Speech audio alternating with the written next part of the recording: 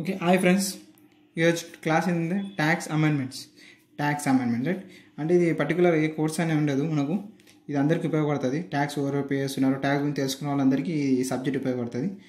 Tax గురించి తెలుసుకునే ముందు అసెస్సీ అంటే ఎవరంటే ఎవరైతే person liables to pay tax, ఎవరైతే పర్సన్ ట్యాక్స్ కట్టాలో వాళ్ళని అసెస్సీ అంటారు.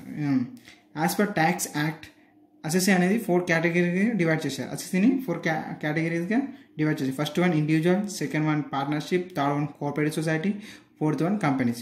ఫస్ట్ మనం ఇండివిజువల్ గురించి మాట్లాడుకుందాం. ఇండివిజువల్ అంటే ఇండివిజువల్ ఎవరో కవర్ అవుతారంటే resident or non resident HUF, resident or non resident HUF and associate of person కూడా ఇందులోనే కవర్ అయిపోతాడు. రైట్.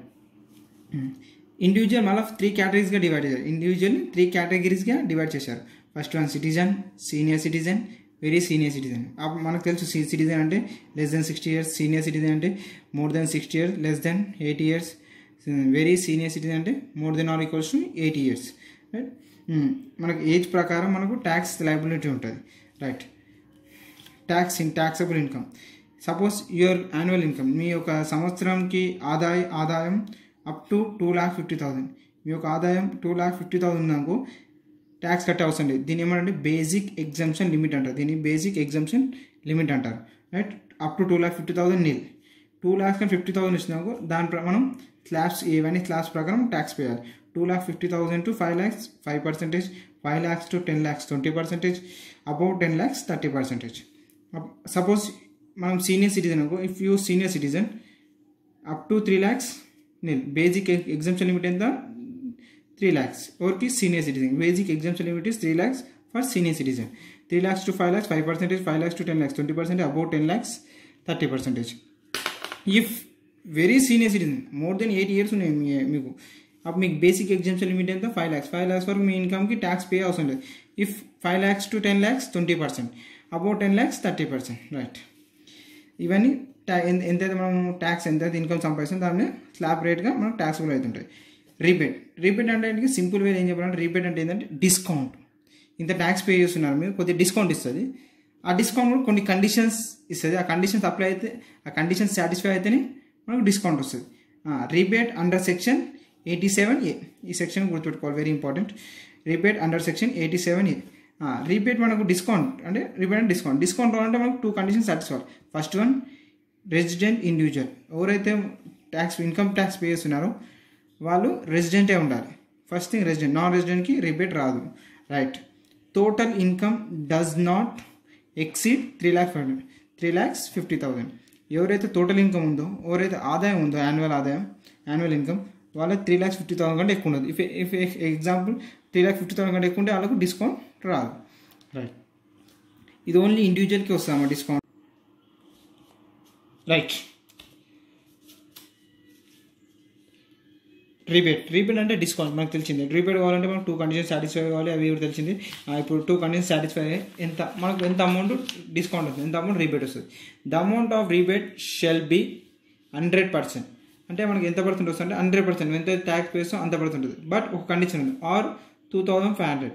అంటే నీ యొక్క ఇన్కమ్ నువ్వు ఎంతైతే ట్యాక్స్ పే చేస్తున్నావో దానికి 2,500కి కంపేర్ చేయాలి.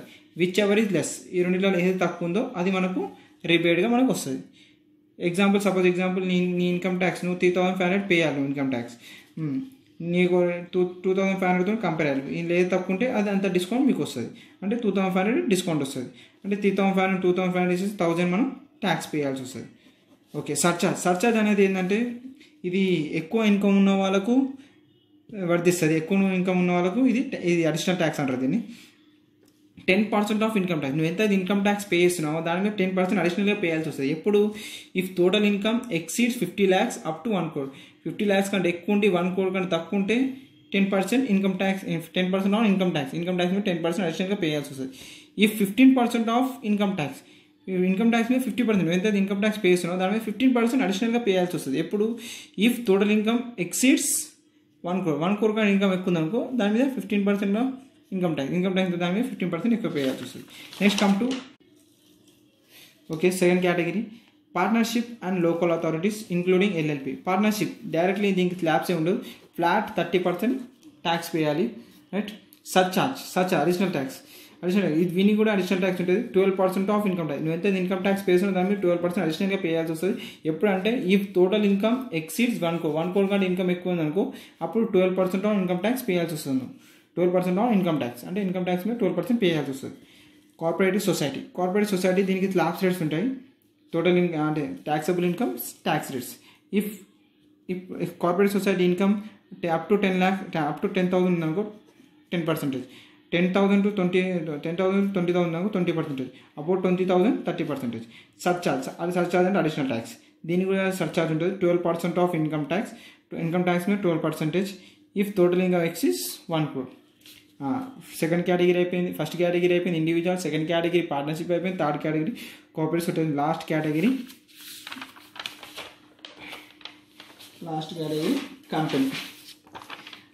కేటగిరీ కంపెనీస్కి as per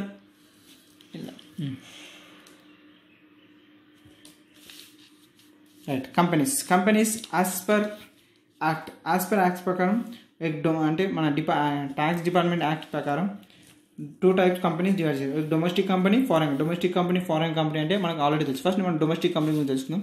domestic company tax rates generally అందరికీ 30% ఉంటుంది, ఫ్లాట్ 30% జనరల్లీ.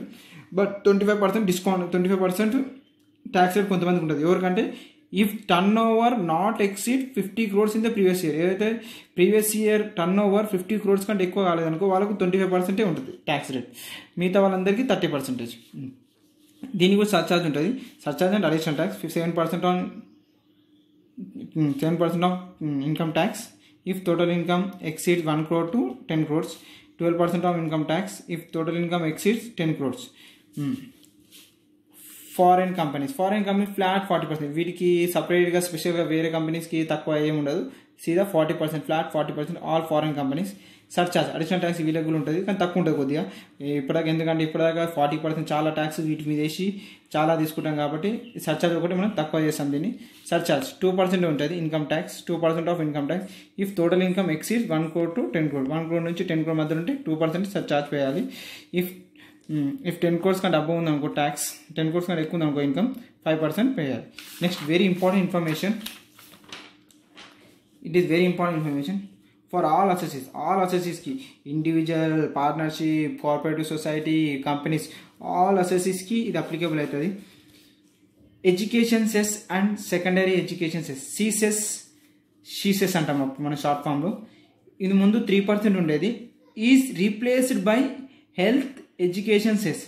దీన్ని తీసేసి కొత్తది తీసుకొచ్చారు. Health and education cess 40% from finance act 2019. ఇది లాస్ట్లో అన్ని ట్యాక్స్ అయిపోయిన తర్వాత కొద్దిగా ఎక్స్ట్రా ఛార్జ్ చేస్తారు 4%. ప్రతి ఒక్కరికి ఇది ఏం కండిషన్ దీనికి అవసరం లేదు. ప్రతి ఒక్కరు 4% పక్క వేయాలి. ఎందుకంటే హెల్త్ అండ్ ఎడ్యుకేషన్ సెస్ అంటారు దీన్ని. Right, thank you.